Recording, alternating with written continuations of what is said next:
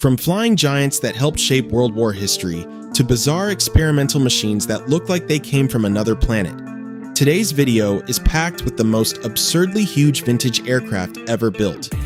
These are not just planes. They are engineering monsters that push size, power, and imagination to the absolute limit of their time. If you love aviation, history, or insane machines that feel impossible, you're in for a ride. And if you're new to the channel, hit that subscribe button so you don't miss more incredible aviation content like this. Let's dive in. The North American B-25 Mitchell was one of the toughest and most versatile bombers of World War II. Introduced in the early 1940s, this massive twin-engine aircraft quickly earned a reputation for handling dangerous missions across multiple battlefronts. Built by North American Aviation, the B-25 combined raw power, durability, and reliability in a way few aircraft of its era could match. Under its wings were two powerful Wright R2600 radial engines, each producing around 1,700 horsepower. These engines pushed the aircraft to speeds near 275 miles per hour, while carrying heavy bomb loads through intense combat zones. Flying the Mitchell was no easy task either.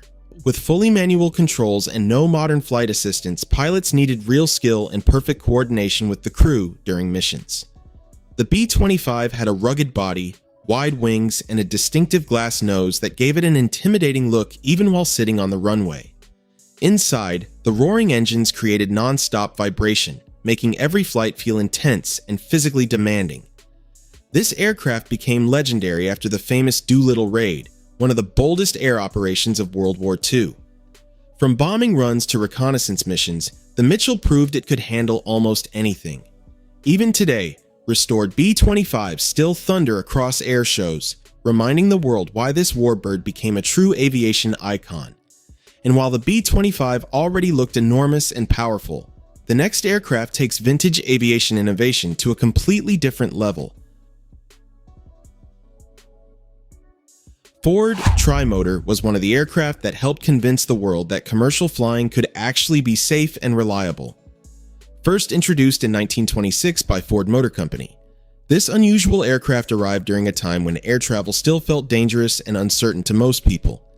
Nicknamed the Tin Goose, the Trimotor instantly stood out because of its corrugated metal body, giving it a rugged industrial appearance unlike anything else in the sky.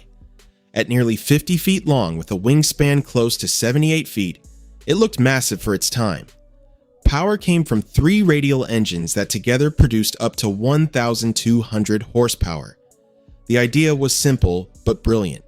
Even if one engine failed, the aircraft could still keep flying on the other two. Speed was never the Trimotor's priority. It cruised at around 100 to 120 miles per hour, focusing instead on durability and dependability. Its fixed landing gear and tough construction allowed it to operate from rough dirt and grass runways where more delicate aircraft could never survive. Inside, passengers experienced loud engines, constant vibration, and a narrow cabin that felt more like a railroad car than a luxury airplane. But in the 1920s, this was the future of travel. The Trimotor carried passengers, cargo, and mail across long distances, helping prove that aviation could become part of everyday life. Today, surviving Ford Trimotors are considered flying pieces of history, representing the very beginning of modern commercial aviation. And while this aircraft focused on reliability, the next machine was designed for something far more dangerous, landing directly on the deck of an aircraft carrier. Grumman's C-2A Greyhound entered service in the 1960s as a specialized carrier onboard delivery aircraft built by Grumman. Designed for a very specific but critical role, it transported cargo, mail, passengers, and essential supplies between land bases and aircraft carriers operating far out at sea. At about 56.7 feet long with a wingspan of 80.7 feet, it is large and bulky for a carrier aircraft, and its folding wings make it even more dramatic when packed tightly on a crowded flight deck. It is powered by two Allison T56 turboprop engines, each producing around 4,600 horsepower, giving it strong low-speed thrust ideal for short carrier takeoffs and precise landings. The aircraft can reach speeds of roughly 340 miles per hour with a range of about 1,500 miles, making it highly effective for non-stop supply missions. Instead of complex vehicle-like systems, pilots control it through throttle and propeller adjustments, while reinforced landing gear and a tail hook allow it to land safely by catching arresting wires on the ship deck. Visually, the C-2A looks like a rugged naval transport with a tall nose, wide body, and unmistakable folding wings built for harsh saltwater conditions, constant wind, and limited space. Its job may not be combat-focused, but it is absolutely vital, keeping entire carrier groups supplied and operational without returning to shore, ensuring that frontline aircraft stay ready for action at all times. Consolidated PB-4Y2. Privateer entered service in 1943, built by Consolidated Aircraft as a long-range naval patrol bomber, based on the B-24 Liberator, but heavily redesigned for ocean surveillance and anti-submarine warfare. This aircraft was built for endurance and dominance over vast sea routes, measuring about 74.5 feet in length with a wingspan of 110 feet and a maximum takeoff weight of nearly 64,000 pounds, giving it the presence of a heavy bomber with the purpose of a maritime guardian. Power came from 4 Pratt & Whitney R1830 radial engines, each producing around 1,200 horsepower, driving it to speeds close to 300 miles per hour with an impressive range of roughly 2,800 miles, ideal for long patrol missions far from land. Instead of complex systems, pilots relied on direct engine throttles and propeller controls, while its retractable landing gear and 4-engine layout provided stability and steady thrust over open ocean. Its design was striking and intimidating, with a long fuselage, a single tall tail, and multiple defensive gun positions, while the constant deep roar of its 4 engines made it feel like a machine built to patrol the sky for hours without rest. In action, the privateer searched for submarines, protected sea lanes, and carried out maritime reconnaissance, becoming a respected but often overlooked part of naval aviation history. The Lockheed 5C-121A Constellation was a striking blend of elegance and power, introduced in the late 1940s as a military and VIP transport variant of the famous Constellation series built by Lockheed Corporation. Unlike rugged frontline bombers, this aircraft carried an air of sophistication even while parked on the runway, with its long fuselage, sleek nose, and signature triple-tail design that made it instantly recognizable. It measured around 116 feet in length, with a wingspan of about 123 feet and a maximum takeoff weight near 106,000 pounds, giving it both size and presence in the sky. Power came from 4 Wright R3350 radial engines, each producing roughly 2,200 horsepower, allowing it to reach speeds above 310 miles per hour and travel over 3,100 miles, depending on load and mission. Control was handled through throttle and propeller adjustments rather than any transmission system, while its retractable landing gear and 4-propeller layout produced a deep, smooth, and unmistakably classic engine sound. Inside, the VC-121A was often configured for VIP transport, offering far greater comfort than typical military aircraft and carrying important officials in style during a golden era of aviation. It became a symbol of prestige and engineering beauty, representing a time when air travel still carried a sense of glamour and classic radial engine power. Even today, it is remembered as one of the most elegant aircraft ever built. The Boeing B-29 Superfortress entered service in 1944 and immediately represented a massive leap in aviation technology. Built by Boeing, it was designed as a long-range heavy bomber capable of flying higher, farther, and carrying far more destructive power than anything before it. At around 99 feet long with a wingspan of 141 feet and a maximum takeoff weight exceeding 133,000 pounds, it was a true giant of the 1940s skies. Power came from 4 Wright R3350 radial engines, each producing about 2,200 horsepower, giving it a top speed of roughly 357 miles per hour and a range near 3,200 miles, depending on payload. Instead of any mechanical transmission, pilots controlled the aircraft through precise throttle and propeller adjustments, while its retractable landing gear and 4 massive propellers powered a highly complex system filled with defensive and electrical innovations. One of its most advanced features was its pressurized cabin, allowing crews to operate at high altitudes with far greater safety and efficiency than most aircraft of its time. In operation, the Superfortress played a major role in World War II and later conflicts, leaving a deep historical impact on strategic bombing and long-range air power. Even today, it stands as a symbol of technological ambition and wartime engineering, preserved in museums as a reminder of how aviation rapidly evolved during that era. Now we reach one of the most unusual and experimental aircraft ever built, the Bartini-Beria VVA-14. Developed in the 1970s in the Soviet Union during the Cold War, this strange machine was created by designer Robert Bartini with support from Beriev. Its purpose was highly ambitious: to detect and track submarines across vast ocean regions, combining aircraft speed with sea-skimming capability in a completely new concept. It measured about 85 feet in length with a wingspan of roughly 98 feet and a maximum takeoff weight near 115,000 pounds. While not the largest aircraft, its appearance was unlike anything else: a wide fuselage, thick wings, and a shape that looked like a mix between a jet, a flying boat, and an experimental laboratory. Power came from two Soloviev D30 turbofan engines, producing around 15,400 pounds of thrust each, with plans for additional lift engines for vertical takeoff that were never fully successful, making the aircraft even more mysterious.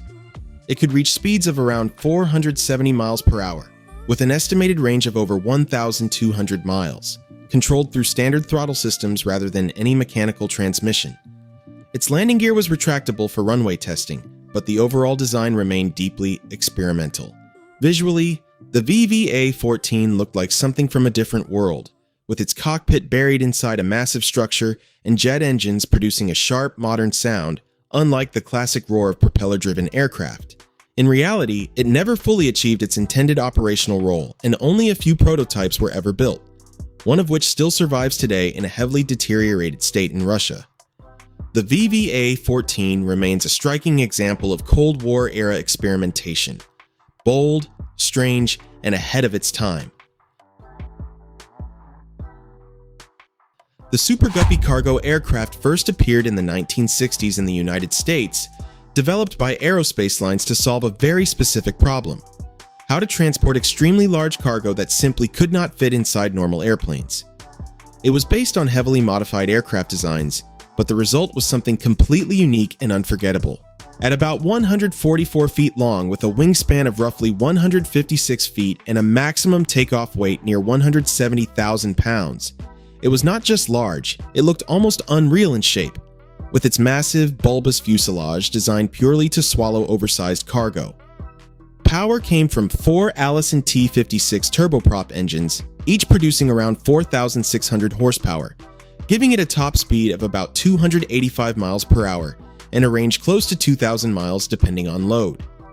Instead of any transmission system, pilots controlled everything through throttles and propeller adjustments, while its retractable landing gear supported the heavy structure during takeoff and landing. Its most iconic feature was the hinged nose that swung open like a giant door, allowing entire rocket sections and oversized components to be loaded directly inside. The Super Guppy's appearance was strange but unforgettable: tall, wide, and almost cartoonish in proportions, yet extremely functional. Its deep, slow engine roar matched its massive frame, and it became essential for transporting spacecraft parts, especially for early space programs like NASA. Without it, moving oversized components across continents would have been far more difficult and time-consuming. And if the Super Guppy already looks unbelievable in size and purpose, the next aircraft takes heavy transport to an even more extreme battlefield level. The Lockheed C-5A Galaxy entered service in 1970 and immediately redefined what military air transport could look like. Built by Lockheed Corporation, it was designed as a strategic airlifter capable of moving tanks, helicopters, troops, and enormous cargo loads across the globe in a single mission. At around 247 feet long with a wingspan of 222 feet and a maximum takeoff weight exceeding 750,000 pounds, it was so large that even standing still, it looked more like a building with wings than an aircraft. Power came from 4 General Electric TF39 turbofan engines, each producing about 43,000 pounds of thrust, giving it a top speed near 530 miles per hour and a range of over 3,100 miles depending on load.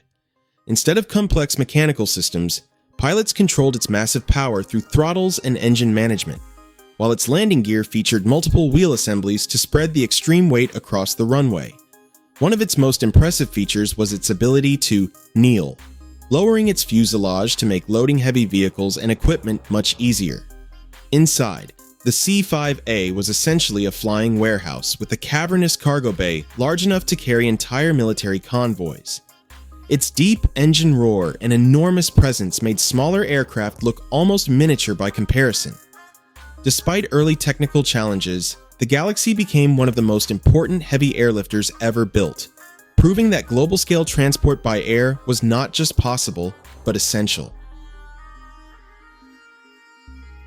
At the very top of this list sits the legendary Ekranoplan KM, developed by the Soviet Union in the 1960s as part of an extraordinary experiment in ground effect engineering. Unlike conventional aircraft, it was designed to fly just a few meters above the surface of the water, using aerodynamic ground effect to gain lift and carry enormous loads with surprising efficiency. Built by Beriev, this massive machine measured around 302 feet in length, with a wingspan of about 123 feet and an estimated weight exceeding 1.1 million pounds.